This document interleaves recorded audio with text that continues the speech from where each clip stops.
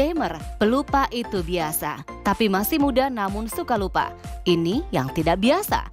Waspada, jangan-jangan pertanda Alzheimer mulai menyerang Anda. Memang benar, bertambahnya usia membuat fungsi otak menjadi menurun, ditandai dengan gejala mudah lupa. Lalu, apakah hanya penurunan daya ingat pada usia muda merupakan tanda dari Alzheimer? Simak perbincangan Dr. Tengku Anissa dengan dokter spesialis neurologi Nurul Rahmawati berikut ini. Pemirsa Hidup Sehat, penyakit demensia atau sering lupa itu ada yang wajar dan tidak wajar. Nah, saat ini saya sudah bersama Dokter Nurul, beliau adalah spesialis saraf. Dokter, banyak nih pemirsa yang takut banget dengan penyakit Alzheimer. Katanya itu penyakit sering lupa. Nah, kira-kira apa sih itu Alzheimer? Yang pertama saya jelaskan dulu, Alzheimer merupakan bagian dari penyakit demensia. Nah, demensia di sini ada 5 jenis. Yang pertama demensia Alzheimer, kemudian demensia vaskular, demensia frontotemporal, kemudian ada demensia Lewy bodies, dan terakhir adalah demensia campuran. Gimana sih cara kita bisa membedakan? Tadi kan demensia ya, berarti sering adanya hilang memori atau lupa gitu. Gimana cara kita bisa membedakan ini suatu sering lupa yang normal atau ini sering lupa yang sudah dikatakan penyakit gitu, Dok? Oke, demensia ini merupakan gangguan memori disertai dengan gangguan activity daily living. Jadi kesehariannya pasien itu akan berubah. Misalnya dia tadinya bisa masak, sekarang tiba-tiba nggak bisa masak, lupa gimana caranya masak. Atau misalnya pasien tersebut tadinya bisa nyetir, dia lupa bagaimana caranya menyetir gitu. Jadi ini gangguan memori yang berlangsung secara progresif. Nah, Dokter Nurul, jadi gimana sih ceritanya demensia itu bisa terjadi? Jadi apa aja faktor-faktor yang bisa menyebabkan si Alzheimer ini? Oke, yang pertama faktor risikonya adalah usia. Semakin bertambahnya usia, lebih dari 65 tahun memiliki risiko 2 kali lipat terjadinya demensia. Oke, berarti lebih dari 65 tahun usia tua semakin meningkat ya, Dok? Benar, iya. Yang kedua adalah faktor risiko vaskular, di mana pasien-pasien tersebut misalnya dia punya hipertensi, kemudian punya kolesterol, asam urat, dan sebagainya. Yang ketiga, faktor risikonya adalah laki-laki dan perempuan. Ternyata wanita itu memiliki risiko lebih tinggi daripada laki-laki. Berarti tadi ada jenis kelamin, terus ada usia. Benar. Nah, bagaimana dengan keturunan, Dok? Iya, keturunan juga memiliki resiko terjadinya demensia Alzheimer. Dia terjadi mutasi genetik di mana beberapa kromosom akan berubah genetiknya, seperti itu.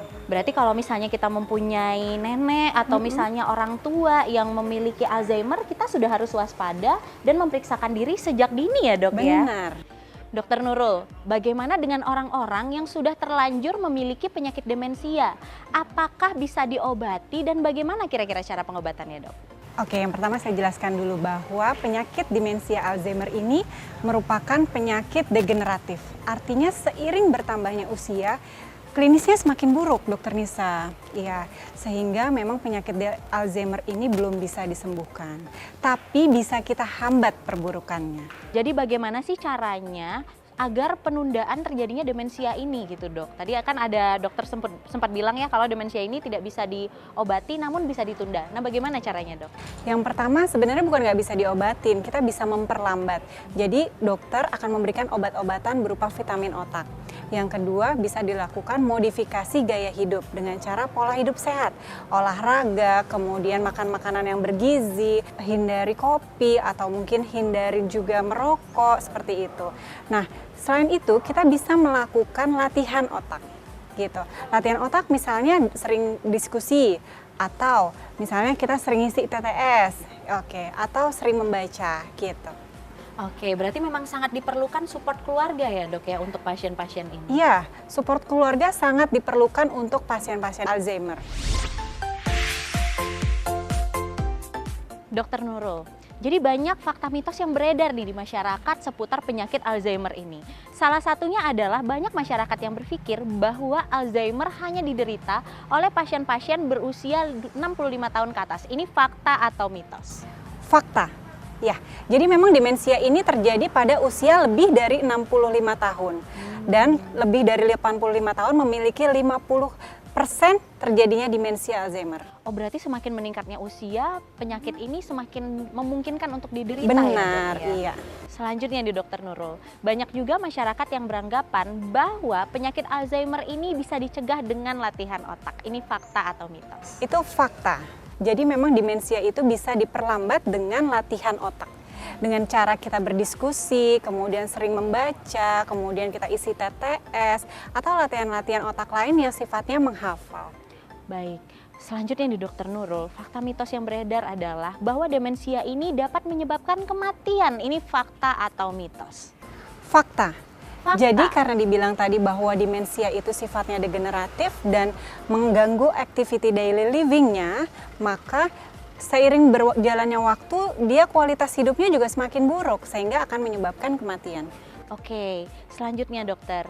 Katanya demensia Alzheimer ini merupakan penyakit keturunan. Ini fakta atau mitos? Ini fakta juga Dokter Nisa. Ya, jadi memang demensia ini penyakit keturunan dan disebabkan oleh adanya mutasi genetik. Nah Dokter Nurul, jadi bagaimana nih tipsnya buat orang-orang yang mungkin orang tuanya penderita demensia ataupun orang-orang yang sudah berusia, lanjut usia di atas 60 tahun agar tidak atau mengurangi resiko terjadinya demensia, Dok? Oke, yang pertama paling penting adalah kita harus perbaiki pola hidup kita.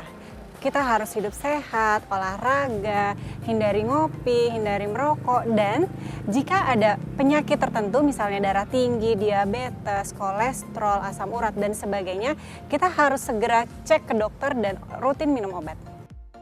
Baik, nah berarti pemirsa, jika Anda mungkin memiliki faktor resiko terjadinya demensia, yaitu memiliki orang tua ataupun keluarga yang memiliki penyakit ini, mungkin kita bisa dari muda ya dok, periksakan ya, agar kita bisa mencegah sejak dini terjadinya penyakit ini. Benar Dokter Nisa. Mencegah lebih baik daripada mengobati. Jika Anda memiliki keluarga dengan penyakit demensia Alzheimer, ada baiknya Anda memeriksakan kesehatan Anda sejak dini untuk terjadinya pencegahan penyakit tersebut di hidup Anda. Saya Dr. Tengku Anissa dan Dr. Nurul Rahmawati, spesialis neurologi untuk Hidup Sehat Plus.